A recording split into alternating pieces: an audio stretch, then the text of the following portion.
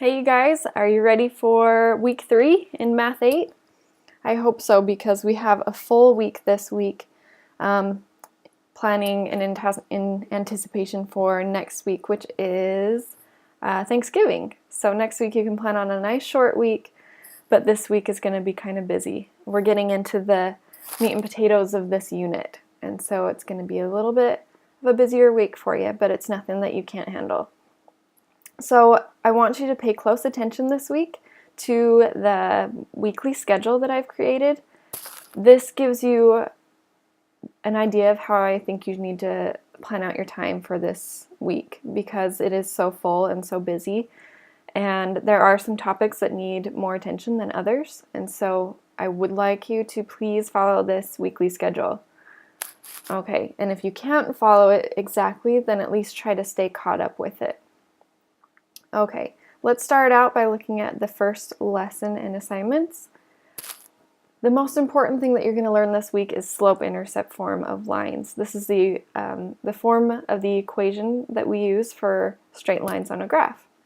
And so you're going to view a lesson in Learn Zillion, which you're used to, and then you're going to have a lesson in NROC, which may be new to you, maybe you saw it last quarter, I'm not sure. But this video right here, watch instructions for how to use the next lesson. I want you to watch this. It's just really quick. It'll show you what I'm going to expect you to do and how I'm going to expect you to view the next lesson and get the most out of it. So it just takes another minute or two on your time. Okay, you have these 2 lessons to watch on slope-intercept form, and then you have 2 assignments on slope-intercept form, part 1 and part 2. Part 1 is just a multiple choice quiz, which I think you guys really like. So you should be able to get that one done pretty quick. The second one is going to be in a program called Brain Genie, which I don't think that you've used yet. But you're all set up with usernames and passwords and everything. The instructions are all within this assignment for how to complete it.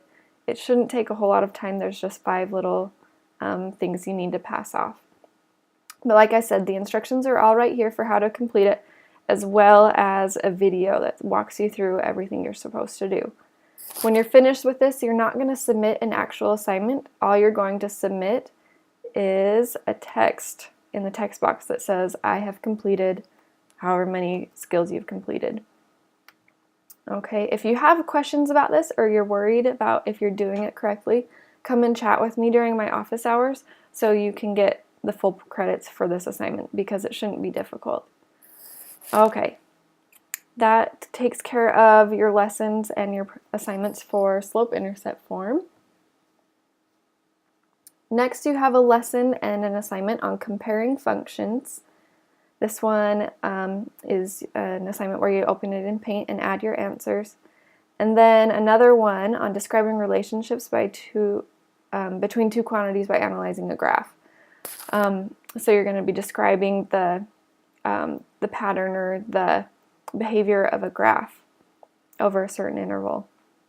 So there's 1 lesson and 1 assignment in Paint that you're going to open and fill in on your own. Okay, both of these assignments, 11 and 12, I just want you to spend 1 day on, and then the bulk of your time you'll be spending on slope-intercept form. Okay, one quick review. One thing I want to remind you guys of is I expect you to do a second attempt for any assignment that you score less than 80% on. If you can get 80% or better, that tells me that you understand the material and you're good to move on to the next lesson. So if you score less than 80%, then that means you need to study some more and take some better notes and try again. Before you do a second attempt, though, I expect you to come and talk to me, get your questions answered, and make sure your notes are all complete, and review the videos. It doesn't make any sense to do a second attempt unless you're prepared for it. So look over those things, and then also here's another little tip. Look over my feedback on the assignments that you've already submitted for tips and for things that you should look out for when you try it again. Okay? So that's just some help for you on your second attempt for assignments. So let me know if you have any questions this week and get working. It's going to be a fun, busy week. Okay, see you later, guys.